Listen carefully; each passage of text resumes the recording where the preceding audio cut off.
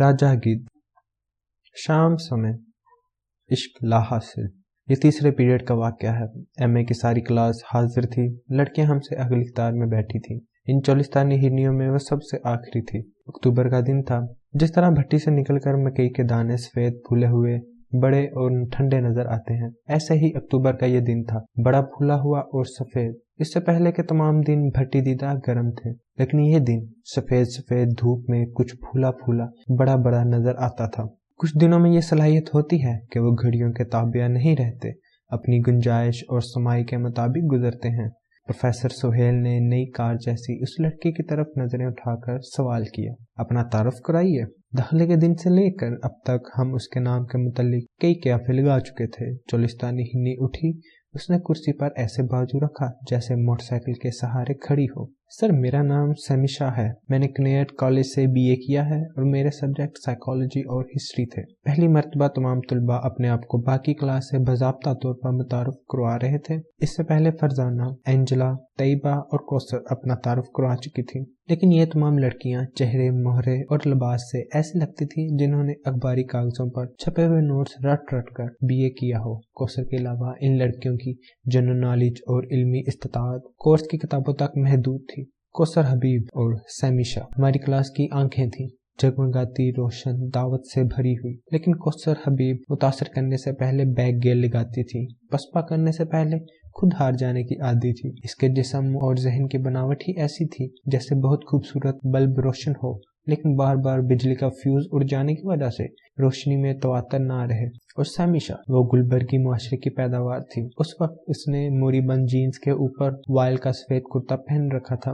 گلے میں ہمائل مالا نما لاکٹ ناف کو چھو رہا تھا، کندھے پر لٹکنے والے کینوس کے تھیلے میں گالبند، نقدی، لپسٹک، ٹیشو پیپر تھے۔ ایک ایسی ڈائری تھی جس میں کئی فون نمبر اور برتھ ڈے کے دن درج تھے۔ ایک دو ایسے قیمتی پین بھی شاید موجود ہوں گے جن میں سیاہی نہ ہونے کی وجہ سے وہ بال پین مانگ کر لکھا کرتی تھی۔ اس کے سیاہ بالوں میں سرخ رنگ غالب تھا۔ اکتوبر کے دن کی روشنی میں اس کے بال آگ پکڑنے ہی والے تھے۔ وہ بالکل میرے سامنے تھی اور اگر میں چاہتا تو اس کے کندھوں پر سلیقے سے جمے ہوئے بالوں کو چھو سکتا تھا، لیکن ہمیشہ کی طرح اس کے کرتے کے نیچے سے بارڈس کا الاسٹک اور اوپر جانے والی تنابوں کو دیکھ کر میں خوفزدہ ہو گیا۔ بھری پستول سے کبھی میں اس طرح غائب نہیں ہوا۔ لڑکوں کی قطار میں پہلا لڑکا آفتاب تھا۔ جب سیمیشا اپنا تعارف کروا چکی تو آفتاب اٹھا۔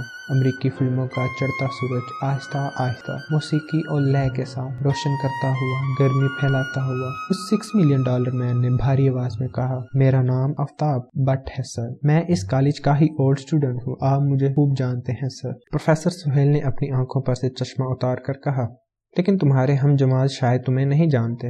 آفتاب نے پہلے لڑکیوں کی قطار پر کنی ڈالی، پھر ڈسکس پھینکنے والوں کی طرح تھوڑا پاؤں پر گھوما اور لڑکوں کو مخاطب کر کے بولا، پچھلے سال میں یونین کا صدر تھا، بی اے میں میرے سبجیکٹ سائیکالوجی اور سوشیالوجی تھے۔ میں اگر خود پسندی اور فلموں کا شوقین نہ ہوتا تو شاید بی اے میں ٹاپ کرتا، لیکن مجھے فرسٹ نہ آنے کی کچھ خاص افسوس بھی نہیں، کیونکہ جو لڑکی پنجاب میں فرسٹ آئی ہے وہ مجھ سے نوٹس لے کر پڑھتی رہی ہے۔ ویسے میری ریپوٹیشن والدین کے خوف اور اللہ کے فضل سے اچھی ہے۔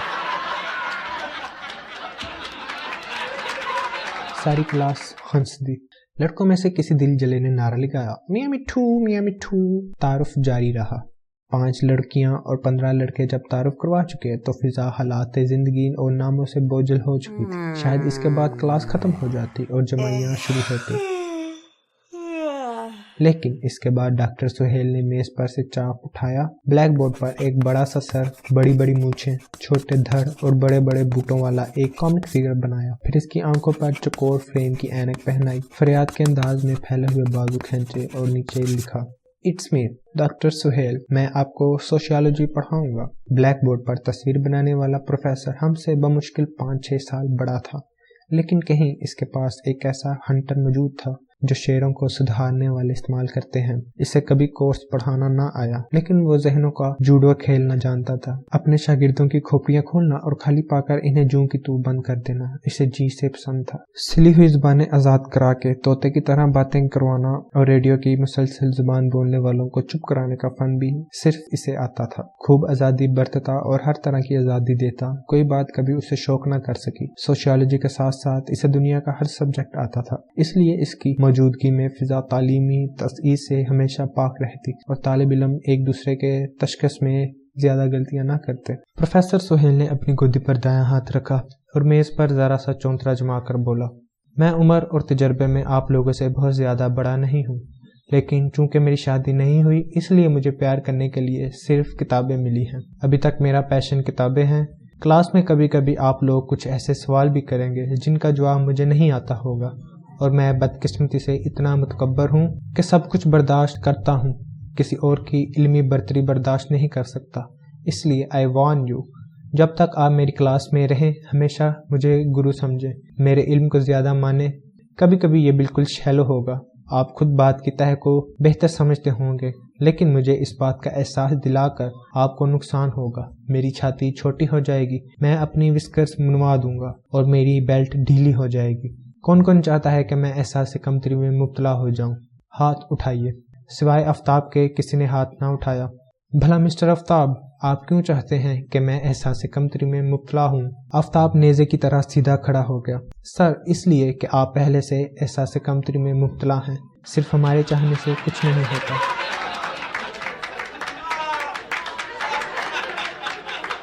کہکوں میں سب سے اونچا کہکا پروفیسر سہیل کا تھا۔ اب کمرے میں تسلیس بن گئی۔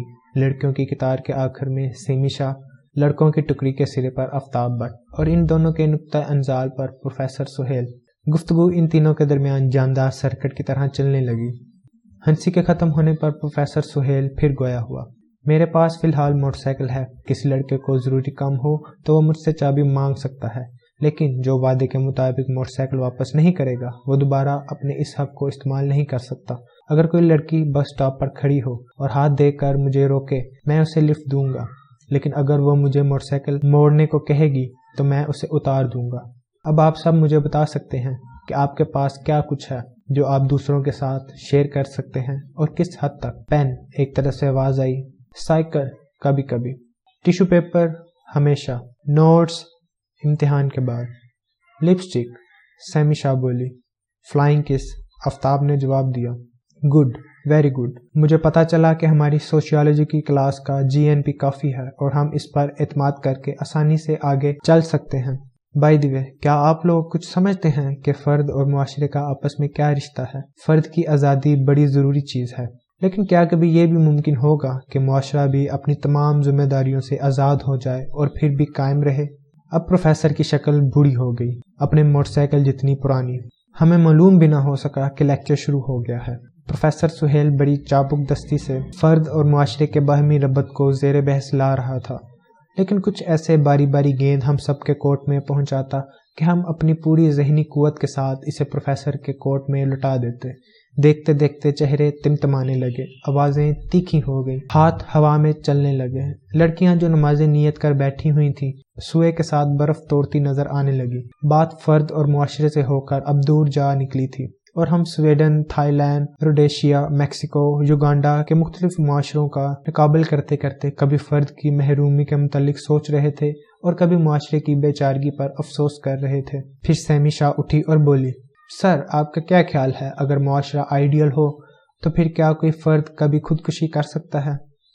پروفیسر نے اپنے چھتے جیسے سر میں انگلیاں ڈبوئیں، پھر سوال کو لڑکوں کی قطار میں پھینک دیا۔ لڑکوں کی قطار سے جب کہ خاطر خواہ جواب نہ ملا تو پروفیسر نے کہا، دراصل خودکشی ایک سمٹم ہے کسی معاشرے کے اندر۔ اگر کوئی بیرومیٹر فٹ کیا جائے تو خودکشی اس کا آخری درجہ حرارت ہوگا۔ افسوس مس شاہ، ابھی کوئی آدرشی سوسائٹی ایسی نہیں بن سکی، اس لیے ہم تجربہ نہیں کر سکتے، لیکن خیال کیا جاتا ہے کہ سوسائٹی کا پریشر پاگل پن کو جنم دیتا ہے اور پاگل پن ہی خودکشی کا باعث ہے۔ اس کے بعد وہ ڈرگائم کے حوالے سے دیر تک بات کرتا رہا۔ ہم سب ایسی عمر میں تھے جب خودکشی سے ایک روحانی اور رومانی وابستگی پیدا ہو جاتی ہے۔ ایسی وجوہات کا جائزہ لیا گیا جن کی وجہ سے فرد خودکشی پر مائل ہوتا ہے، اقتصادی، معاشرتی، شخصی، ذاتی اور جبلی وجوہات۔ بالآخر بات خودکشی سے کھسک کر دماغی امراض اور پاگل پن کی طرف مڑ گئی، کیونکہ خودکشی نتیجہ تھی، وجہ نہیں تھی۔ اصلی وجہ وہ دیوانہ پن تھا جس کی بنا پر انسان کئی اہم کارنہ اقدامات اٹھانے پر مجبور ہوتا ہے۔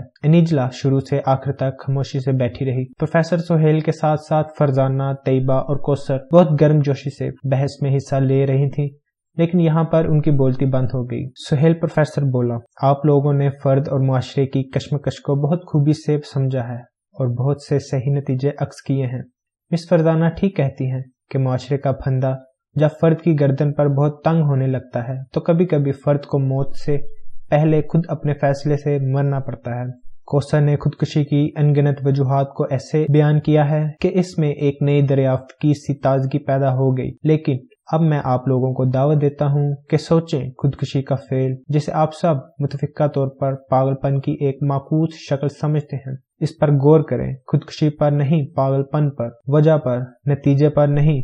پاگل پن کی اصل وجہ کیا ہے؟ یاد رکھیے، پاگل پن جس قدر ششدر کرنے والی حالت ہے، اسی طرح پاگل پن پیدا کرنے کی وجہ کو بھی حیران کن ہونا چاہیے۔ اب ہماری لڑکوں کی ٹیم اس بحث میں لنگوٹے کس کر داخل ہوئی۔ پاگل پن کی دو وجوہات ہو سکتی ہیں۔ ایک تو فنکشنل وجہ ہو سکتی ہے سر کہ بچہ پیدائشی طور پر نامکمل ہو، دوسری وجہ نفسیاتی ہو سکتی ہے۔ اور گہرا دیکھیے، ان وجوہات کے علاوہ شاید کوئی اور وجہ بھی ہو۔ اب تک آفتاب نے منہ سے ایک لفظ بھی نہ نکالا تھا۔ یہ کشمیری بچہ سفید رنگ کی پیکنگ میں برتھ ڈے گفٹ کی طرح سجا سجایا پڑا تھا۔ آفتاب کی یہ عادت بعد میں ہمیں پتہ چلی کہ جہاں مسکراہٹ سے کام چل جاتا وہاں وہ ایک لفظ ضائع نہ کرتا، جہاں لفظ سے اندیا پورا ہو جاتا وہاں وہ جملے کو استعمال نہ کرتا، جہاں مختصر بات کافی ہوتی وہاں وہ لمبی بحث میں نہ پڑتا۔ وہ عموماً پوائنٹس میں بات کرنے کا عادی تھا، انگلیوں پر گنتا تھا، 1، نمبر 2، نمبر 3، اور زیادہ وقت اسے نمبر 3 سے آگے بڑھنے کی ضرورت نہ ہوتی۔ ایم اے کی کلاس میں یہ آفتاب کی سب سے لمبی گفتگو تھی۔ آفتاب اٹھا، اس نے اپنے دونوں بازو سلیب کی طرح اٹھائے، آدھی آستین والی قمیض میں اس کے دونوں بازو سنہری گھاس سے اٹے ہوئے نظر آ رہے تھے۔ کھڑکی سے آنے والی روشنی اس کی براؤن آنکھوں میں چمکتے شہد جیسی روشنی پیدا کر رہی تھی، اور اس وقت وہ اولمپک کھیلوں میں آگ کی مشعل اٹھانے والے کھلاڑی کی طرح خوبصورت، کموارہ اور مقدس نظر آ رہا تھا۔ شاید اسی لمحے سیمی نے اس کی طرف دیکھنے کی غلطی کی اور دیوانی ہو گئی۔ پاگل پن ہمیشہ ناآسودہ آرزوؤں سے پیدا ہوتا ہے سر، اور ناسودہ آرزویں ان ٹیبوز سے جنم لیتی ہیں جو ہر کلچر میں موجود رہتی ہیں۔ جس کلچر میں ماموزاد بہن سے شادی نہیں ہو سکتی وہاں ماموزاد بہن کے عشق حاصل سے دیوانگی پیدا ہو سکتی ہے۔ فرائڈ سے مستعال لینے کا شکریہ، سیمی نے کینچی جیسی تیکھی انگریزی میں کہا۔ محترمہ، پاگل پن کی یہ وجہ میں نے ریپریشن سے نہیں لی۔ میں جس پاگل پن کا ذکر کر رہا ہوں وہ میر تقی میر کا پاگل پن ہے، فرحاد کا پاگل پن ہے۔ پروفیسر سہیل تو دیوانے پن کی ایک سائڈ دکھا رہے تھے، خودکشی اور موت۔ میں دوسری سائڈ پیش کر رہا ہوں، جہاں پہنچ کر دیوانہ پن مقدس ہو جاتا ہے، ماؤنٹ ایورسٹ فتح کر لیتا ہے، دودھ کی نہر بہا دیتا ہے۔ کسی لڑکے نے پیچھے سے نعرہ لگایا، بیٹھ جاؤ جناب فرحاد صاحب۔ آفتاب نے پیچھے نظر ڈالی اور بیٹھ گیا۔ That's the point۔ Professor Sohail کی آنکھیں چمکنے لگی۔ یعنی ہم اس نتیجے پر پہنچے ہیں کہ پاگل پن دو قسم کا ہے، ایک مثبت، ایک منفی۔ Very good. اب اس مہینے آپ سب کی یہ اسائنمنٹ ہوگی کہ آپ مجھے ایک نہ ایک وجہ ایسی بتائیں جس سے فرد میں پاگل پن پیدا ہوتا ہے۔ یہ وجہ جبلی نہیں ہونی چاہیے، انوائرمنٹل نہیں ہونی چاہیے، کوئی بالکل انوکھی وجہ، چاہے بالکل احمقانہ کیوں نہ ہو۔ میں سب سے زیادہ سر پھرے جواب پر سب سے زیادہ نمبر دوں گا۔ کلاس میں شور مچ گیا۔ سر دیوانے پن کی صرف ایک وجہ ہے، ماحول ماحول ماحول۔ ایک طرف سے آواز آئی، سر انسان میں پیدائشی نقص ہوتا ہے، بایولوجیکل۔ ڈپریشن سر، مانے نہ مانے کوئی، اصل پاگل پن کی صرف ایک وجہ ہے، صرف ایک وجہ، عشق لا حاصل، عشق لا حاصل، عشق لا حاصل، عشق لا حاصل۔ بھنگڑا ڈالنے کے انداز میں آفتاب کرسی پر چڑھ کر چلایا، آرڈر آرڈر۔ پروفیسر سہیل نے کہا، دوستوں میری انکریمنٹ کا سوال ہے، اگر تم لوگ ایسے شور مچاؤ گے تو کالج والے میری رپورٹ کر دیں گے پرنسپل صاحب کے پاس اور میری تبدیلی مظفر گڑھ کرا دیں گے۔ اس کے بعد بحث بے پتوار کی کشتی بن کر چلنے لگی۔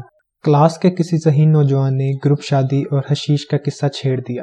پھر مغرب کی آزادری سے بات نیگرو مسئلے کی طرف گئی، سویڈن میں ایبیسینیا کے ریفیوجی مسائل، ریڈ انڈین اور ان کے جادوگروں کی باتیں، نو آبادیات اور جمہوریت کے بکھیڑے، جاپان اور اس کی انڈسٹریل کامیابی، روس کا پلٹتا ہوا کمیونسٹ نظام۔ جو بھی بات کسی کو معلوم تھی اس نے کی، لیکن سیمی شاہ کو کرسی پر کھڑے آفتاب کے عشق لا حاصل نے سر کر لیا۔ وہ گلبرگ کی ساختہ تھی، اس کی ساری عمر کنونٹ اسکولوں اور کالجوں میں گزری تھی۔ اپنے خالی اوقات میں وہ انگریزی موسیقی سنتی، ٹی وی پر امریکی سیریز دیکھتی۔ اس کی وارڈروب میں گنتی کے شلوار قمیض تھے۔ وہ shampoo, hair spray, tissue paper, cologne اور سینٹ سپرے کے بل بوتے پر سنگار کرتی تھی۔ اس نے کبھی لوٹے اور بالٹی سے غسل نہ کیا تھا۔ بیگ برش اور شاور سے نہانے والی اس دختر گلبرگ کو نہ جانے کیا ہوا کہ ایک کشمیری بچے سے، اور وہ بھی اندر دن شہر کے رہنے والے سے، جب وہ عشق لا حاصل کا نعرہ لگا رہا تھا، مات کھا۔ اس سے پہلے سیمی شاہ اور آفتاب کنگھیوں سے ایک دوسرے کو دیکھتے رہے تھے ایڈمیشن فیس داخل کرواتے وقت، برآمدے میں آتے جاتے، لیکن اس تیسرے پیریڈ میں ان دونوں کی نگاہوں میں پہلے استعجاب ابھرا، پھر پہچان پیدا ہوئی، اور ایک ہی سیشن میں سب کچھ اعتراف میں بدل گیا۔ کلاس کے بعد وہ دونوں اٹھے، ایک انجانی قوت کے تحت ساتھ ساتھ چلنے لگے۔ باہر پہنچ کر سیمی شاہ کچھ کہے بغیر آفتاب کی موٹر سائیکل پر بیٹھ گئی۔ آفتاب نے سوال نہ کیا کہ اسے کہاں جانا ہے، اور وہ دونوں کسی فلمی منظر کی طرح آہستہ آہستہ سڑک پر فیڈ آؤٹ کر گئے۔ آفتاب جسم کے اعتبار سے بالکل یونانی تھا۔ اگر وہ کلاس میں موجود نہ ہوتا تو شاید میرا چراغ سب سے روشن ہوتا۔ ایک خاص قسم کا بغض، حسد اور اللہ واسطے کا بیر میرے دل میں اس کے خلاف پیدا ہو گیا۔ دوسرا دھکا مجھے پروفیسر سہیل سے لگا۔ اس سے پہلے میں ہمیشہ ایسے پروفیسروں سے پڑھا تھا جنہوں نے کئی سال پہلے کورس کی کتابوں سے نوٹ بنا کر رکھے ہوئے تھے۔ ہر سال وہ انہی مختصر نامچوں کے بل بوتے پر پڑھاتے آ رہے تھے، اور پینشن ملنے تک ان کی تعلیمی استطاعت بڑھنے کے امکانات صفر تھے۔ جو نظریات انہوں نے سروس کے شروع میں مرتب کر لیے، ان کو بدلنا یا ان میں ترمیم کرنا ممکن نہ تھا۔ اسکول میں ہم ماسٹر غلام رسول کی پرورش میں رہے۔ ان کی داڑھی، زبان کی گھن گرج اور وہ میز کبھی تبدیل نہ ہوئی جس پر وہ کلاس میں آتے ہی اپنی چھڑی رکھتے تھے۔ ان کی داڑھی ہمیشہ کاسنی مائل سیاہ خصاب سے چمکتی نظر آتی۔ جس طرح تھانے دار ملزم کو لمبا ڈال کر ماں بہن کی گالیاں دیتے ہیں، ایسے ہی وہ ہمیں بینچ پر کھڑے کر کے ہماری عزت افزائی کیا کرتے تھے۔ ان کی آواز کا والیوم کنٹرول خراب تھا اور صرف اونچے سروں میں کام کر سکتا تھا۔ گرمیاں سردیاں ان کی وہی بلدار سیاہ چھڑی میز پر نظر آتی۔ چھڑی تک ہماری رسائی نہ تھی، اس لیے ہم میز سے بدلے لیا کرتے تھے۔ پرکار سے کھود کھود کر لفظوں کی شکل میں اس کی چاروں ٹانگوں پر کئی گالیاں کندہ تھیں، لیکن یہ میز بدسلوکی کے باوجود اور ماسٹر صاحب ہماری بددعاؤں کے باوصوف کبھی اپنی جگہ سے نہ ٹلے۔ اگر ان کے منہ سے نکل جاتا کہ جنگ آزادی 1647 میں ہوئی تھی، تو پھر تمام کتابوں کی تصدیق کے باوجود وہ اپنی رائے بدلنے پر رضامند نہ ہوتے۔ ان کی اس اٹل خاصیت کی وجہ سے ان کے تمام شاگرد ڈرپوک، گھنے اور بزرگ دشمن تھے۔ ماسٹر غلام رسول مغل بادشاہوں کی شان میں کوئی گستاخی برداشت نہ کر سکتے تھے۔ بابر سے لے کر بہادر شاہ ظفر تک تمام شاہ ان کے ہیرو تھے۔ اگر ان کے عہد حکومت یا ذات میں کوئی کوتاہی کسی کو نظر آتی تو وہ بلبلا اٹھتے۔ نکتہ چینی کرنے والے کو دلائل دے کر قائل کرنے کی ان میں صلاحیت نہ تھی۔ ایسے میں ان کا والیوم کنٹرول کھلتا جاتا اور وہ دلیل کی جگہ جھنگاٹ سے اگلے کو قائل کر لیتے۔ 9ویں جماعت کے شروع میں کہیں سے توزک جہانگیری میرے ہاتھے چڑھ گئی۔ میں سارا دن ہم جماعتوں کو اس کے واقعات سناتا نہ تھکتا۔ گو میں ماسٹر غلام رسول کی ذہنیت سے واقف تھا، لیکن نئی نئی جوانی چڑھی تھی، انا پھن اٹھائے کھڑی تھی۔ میں نے ہم جماعتوں پر اپنا روب ڈالنے کے لیے ایک روز کلاس میں جرأت سے کہا، ماسٹر جی آپ نے توزک جہانگیری پڑھی ہے؟ جب تو ابھی تھوڑا تھوڑا موچتا پھرتا تھا نا، تب میں نے اس کو پڑھا تھا۔ بیٹھ جا اور زیادہ علمیت نہ بگاڑا کر کلاس میں۔ ماسٹر جی، میں نے ذرا سی اور کوشش کے بعد کہا۔ کیا ہے؟ اس میں کچھ ایسے واقعات درج ہیں جن کو پڑھ کر احساس ہوتا ہے کہ بادشاہ جہانگیر کچھ ایسا رحم دل نہیں تھا۔ ماسٹر غلام رسول نے چاک کا ٹکڑا میز پر مارا۔ نور جہاں سے شادی کی، یہ رحم دلی نہیں۔ کوئی بادشاہ کسی دوحاجوں سے شادی کرتا ہے، اس کو کمی تھی کنواریوں کی؟ بول بتا، یہ رحم دلی نہیں تو اور کیا ہے؟ بتا۔ ماسٹر جی اور میں مختلف پیمانوں سے رحم دلی کو ناپتے تھے۔ جہانگیر نے ایک ملزم کو ماسٹر جی بکرے کی کھال میں بند کرا کے اوپر سے کھال سلوا دی تھی۔ ملزم تھا نا، کوئی بے گناہ تو نہیں؟ سزا ہمیشہ بہتری کے لیے دی جاتی۔ جب میں تم کو مارتا ہوں تو کیا اس کا فائدہ مجھ کو ہوتا ہے؟ ساری سزا ملزم کے فائدے کے لیے ہوتی ہے۔ لیکن ماسٹر جی جو بکری کی کھال میں سلوا دیا گیا، اس کو کیا فائدہ ہوا؟ بیٹھ جا بیٹھ جا، اور بحثی نہ جایا کر اپنے بڑے بھائی مختار کی طرح۔ مطلب ہو نہ ہو بحثی چلا جا رہا ہے، بولے جا رہا ہے۔ خیر سے مونچھیں آ جائیں سیدھی پدی تو بات کریں گے جہانگیر اعظم کی۔ وہ سکندر اعظم کی طرح ہر مغل بادشاہ کے ساتھ عزم لگانے کے عادی تھے۔ اپنی مونچھوں کے سلسلے میں پہلے ہی شرمسار رہتا تھا۔ اس لیے میں چپ چاپ بیٹھ گیا، لیکن علمیت بگاڑنے والے لڑکے نے میرے اندر کہیں بغاوت کر دی۔ تعلیم و تدریس کی بڑی بدنصیبی یہ ہے کہ عام استاد عموماً اس درجے کا شخص ہوتا ہے اور وہ ذہنی، جسمانی اور جذباتی طور پر لکیر کے فقیر قسم کی باتیں سوچتا ہے۔ اسے ضبط و نظم سے، مڈل کلاس لوگوں سے اور پڑھاکو طلباء کو پڑھانے سے پیار ہوتا ہے، لیکن سارا دن وہ بڑی قد آور شخصیتوں اور ان کے کارناموں کی تعلیم دیتا ہے۔ ایسے لوگ جنہوں نے کبھی معاشرے کے ساتھ مطابقت نہ کی، عام ترین ہوتے ہوئے وہ ایسے لوگوں کی تعلیم عام کرتا ہے جن کی سطح پر وہ سوچ بھی نہیں سکتا۔ اس کا اپنا کردار بچوں کو عام بنانے پر مؤثر رہتا ہے اور اس کی تعلیم بچوں کو خاص ہونے پر اکساتی رہتی ہے۔ اسکول سے بھاگ جانے والے بچوں کی جگہ اسکول میں نہیں ہوتی، لیکن ایسے ہی باغی بچوں کو بینچ پر کھڑا کر کے ہمیشہ ان عظیم شخصیتوں کی روشن مثالیں دی جاتی ہیں جو خود اسکولوں سے بھاگے تھے۔ ہر غلام رسول بچوں کو جینیس کی کتابیں پڑھا کر عام بنانے کی کوشش کرتا رہتا، اور یہی تعلیم کا سب سے بڑا المیہ ہے، خاص لوگوں کی تعلیم اور عام لوگوں کی دادا گیری۔ میرے دل کی بینچ پر بھی ماسٹر غلام رسول کے ساتھ کئی قد آور شخصیتیں کھڑی تھیں۔ اسی تصاد کے باعث میں عمر میں بڑھنے کے باوجود اندر سے نہ بڑھ سکا، اور میری شخصیت اس درخت جیسی ہوگی جسے زیبائش کے لیے جاپان میں پالا جاتا ہے، جو سالوں پرانا ہوتا ہے لیکن جس کا قد ایک حد سے آگے نہیں بڑھ سکتا۔ میں اسی لیے اس قدر محتاط تھا کہ کبھی کبھی بے عمل ہو جاتا۔ تجزیے کی حد تک تو ٹھیک ہے، لیکن عملی زندگی میں بھی سیدھے رستوں کی بجائے میں پگڈنڈیوں پر آوارہ کتوں کی طرح سرگردہ رہتا۔ مجھے کسی ایسے گرو کی تلاش تھی جو مجھے کھینچ تان کر اپنے علم جتنا بڑا کرتے، لیکن اسکول کے بعد ایک اور ماسٹر غلام رسول مل گیا۔ ان سے میری ملاقات BA کے پہلے سال میں ہوئی۔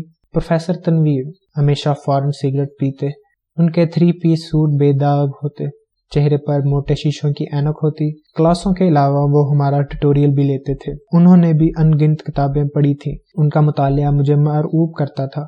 کیونکہ میری اولین تعلیم دیہاتی تھی، اس لیے میں فیوڈل نظام پسند کرتا تھا۔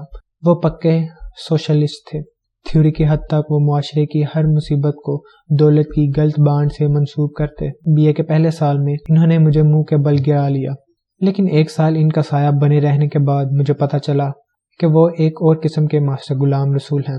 وہ دل سے سوشلسٹ تھے، لیکن صرف کتابی طور پر۔ ان کا رہنا سہنا، ملنا ملانا، زندگی بسر کرنے کی چھوٹی چھوٹی جزیات کسی فیوڈل لارڈ کی سی تھی۔ مشکل یہ تھی وہ نہ اپنے سوشلسٹ نظریے پر تنقید برداشت کرتے تھے، نہ اپنی طرز زندگی پر۔ اگر کوئی تصاد ان کے شاگردوں کی نظر پڑ جاتا اور وہ اس پر رائے دے دیتے تو پروفیسر تنویر سختی کے ساتھ اس آزادی رائے کی سرکوبی کرتے جس کے وہ پرچارک تھے۔ BA فائنل کے امتحانوں سے کچھ دن پہلے کی بات ہے۔ وہ ہمیں کلاس میں سگریٹ پینے کی اجازت دے کر اپنے روشن خیال ہونے کا ثبوت دے رہے تھے۔ میں کھڑا ہو کر بولا، سر ایک بات ہے، سگریٹ مت بجھاؤ، ہم دوست ہیں، پوچھو اور بیٹھے رہو۔ سر آپ ہر روز ہمیں بتاتے ہیں کہ روپیہ 3rd ورلڈ ذلت کی جڑ ہے، پھر آپ اپنی کار بیچ کر معمولی موٹر سائیکل کیوں نہیں خرید لیتے؟ ابھی میں پختہ نہیں تھا اور نہیں جانتا تھا کہ عام طور پر کول اور فیل کے تصاد سے بڑی قد آور شخصیتوں کا خمیر بنا ہوتا ہے۔ پروفیسر تنویر کا چہرہ لال ہو گیا۔ انہوں نے اپنے غصے پر قابو پاتے ہوئے کہا، یہ بالکل پرسنل سوال ہے، بیٹھ جاؤ اور یاد رکھو تم قصباتی لوگوں کے مینرز بہت کمزور ہوتے ہیں، بے وقوف گدھے۔ اگر میں کار بیچ دوں تو کالج کیسے آؤں؟ میری انا کو سخت دھکا لگا، اس لیے بحث کو اب چھوڑنا میرے لیے بھی آسان نہ تھا۔ میں نے پروفیسر تنویر کو زچ کرنے کے لیے کہا، سائیکل پر سر، سائیکل پر۔ انسان کو عوام میں ملے رہنا چاہیے۔ یہ سپیس ایج ہے گدھے آدمی، ہر کام میں وقت بچانا پڑتا ہے اور تم مجھے سائیکل سوار بنا رہے ہو۔ لیکن سر، چین بھی تو سپیس ایج میں ہے، وہاں کے لوگ ایک دانشور انٹلیکچوئل سائیکل پر آئے جائے اور تمہارے بزنس مین کارخانے دار کاروں میں گھومے۔ مر مر کے تو جگہ ملی ہے معاشرے میں، برسوں کی جدوجہد کے بعد گریڈ بڑھے ہیں، ہم بھی عزت دار زندگی بسر کرنے کے قابل ہوئے ہیں۔ سر، لیکن آپ کے نظریات کے مطابق تو سوسائٹی میں کوئی طبقہ نہیں ہونا چاہیے جس سے عزت بے عزتی کا سوال پیدا ہو۔ اب پروفیسر کے منہ سے جھاگ اڑنے لگی۔ وہ دونوں بازو لہرا لہرا کر بولے، بیٹھ جاؤ بیٹھ جاؤ مینڈگی، کھوپڑی 2.5 انچ کی ہوتی ہے اور اس میں مارکس کے نظریات بٹھانا چاہتے ہیں، بیٹھ جاؤ۔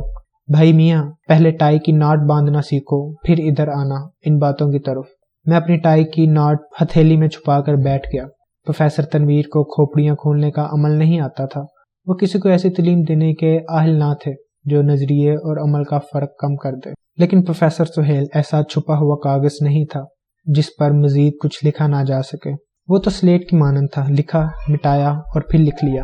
کتابوں سے اس کا شگف دیکھ کر مجھے بہت حیرت ہوئی۔ مجھے بھی عرصے سے کتابوں کی رفاقت نصیب تھی، لیکن کتابوں نے مجھ سے زندگی کی ہلکی طرف کو پوشیدہ کر دیا تھا۔ میں محسوس کرتا تھا کہ کتابوں سے محبت کرنے والے عموماً زندگی کی اس اہم سمت کو بھول جاتے ہیں۔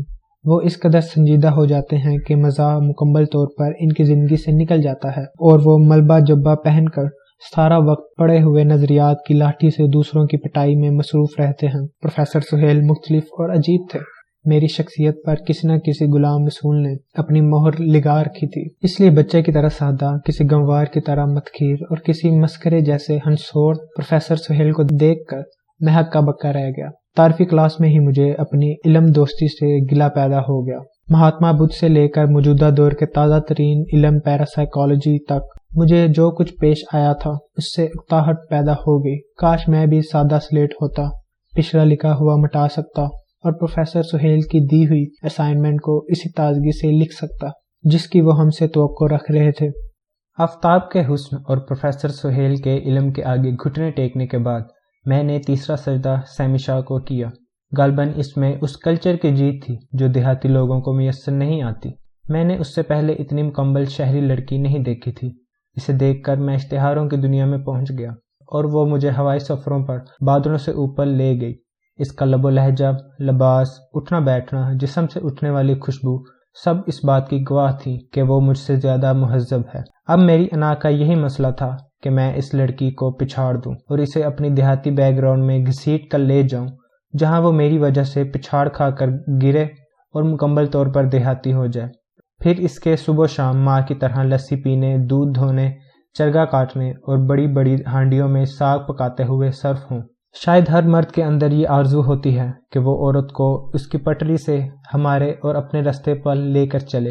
اب یہ اور بات ہے کہ آفتاب مجھ سے پہلے ہی سیمی شاہ کو موٹر سائیکل پر بٹھا کر رخصت ہو گیا تھا اور اندر دن شہر کے کلچر پر اردو میں پہلا لیکچر دے رہا تھا۔